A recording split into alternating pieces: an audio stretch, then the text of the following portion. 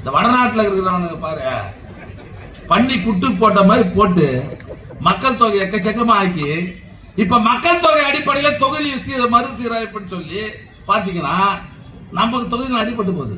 ஒரு 25 வருஷத்துக்கு முன்ன 66 நினைக்கிறேன், 66ல குடும்ப கட்டுப்பாடு திட்டத்தை எடுத்துருந்தாங்க. முதல்ல குடும்ப கட்டுப்பாடு திட்டத்தை நம்ம இந்தியாவில் அறிமுகப்படுத்தினாங்க. எல்லா மாநிலம் கடைபிடிக்கணும். உலகத்திலேயே சீனாவுக்கு அப்புறம் அதிகமா மக்கள் தொகை இருக்கிற நாடு இந்தியா. இது இப்படியே போச்சா நாடு உருப்படாது, மக்கள் தொகையை குறைக்கணும் அப்படின்னு சொல்லி குடும்ப கட்டுப்பாடு திட்டத்தை எடுத்து வந்தாங்க. எல்லா ஊரையும் முக்கோணம் போட்டான் சிவப்பு. இப்ப இருக்கிற இளைஞர் எல்லாம் தெரியாது. முதல்ல என்ன சொன்னா, நாம் இருவர் நமக்கு இருவர்னா. அதுக்கப்புறம் ஒரு 5 வருஷம் கழிச்சு இன்னும் அதிகமா தாங்க போயினே இருக்கிறதுனால நாம் இருவர்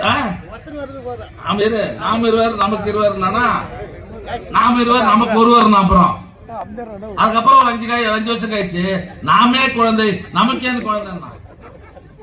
இத கரெக்டா கட்டுப்பாடு தமிழ்நாட்டில் தென் மாநிலங்கள்ல கேரளா, கர்நாடகா, ஆந்திரா, தமிழ்நாடு எல்லாம் வந்து மத்திய அரசு சொன்னது ஏத்துக்கிறோம் சொல்லி கட்டுக்கோப்பா இருந்து 1-2 மேல எவனும் பெற்றுக்கல நம்ம ஆளுங்க.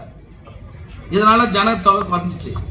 இந்த வடநாட்டில் இருக்கிறவனுங்க பாரு, பண்ணி குட்டு போட்ட மாதிரி போட்டு மக்கள் தொகை எக்கச்சக்கமா ஆக்கி இப்ப மக்கள் தொகை அடிப்படையில தொகுதி மறுசீரமைப்புன்னு சொல்லி பாத்தீங்கன்னா நமக்கு தொகுதி அடிபட்டு போகுது.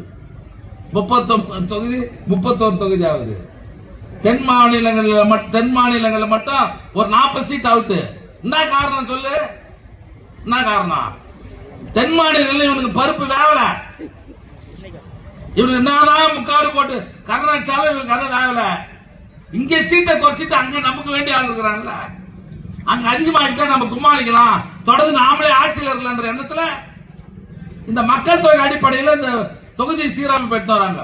இதெல்லாம் நீங்க புரிஞ்சுக்கணும். அதனால அவனுக்கு ஆவலன்னா ஒரு கவர்னரை போட வேண்டியது, ஆட்சிக்கு எதிர்ப்பு அவன் ஒரு ஆட்சி நடத்துறது, நமக்கு தேவை கொடுக்க வேண்டிய பணத்தை கொடுக்காம இருக்கிறது. கல்விக் கொள்கையில மட்டும் 2150 கோடி ரூபாய் நம்ம பணம் தரணும்.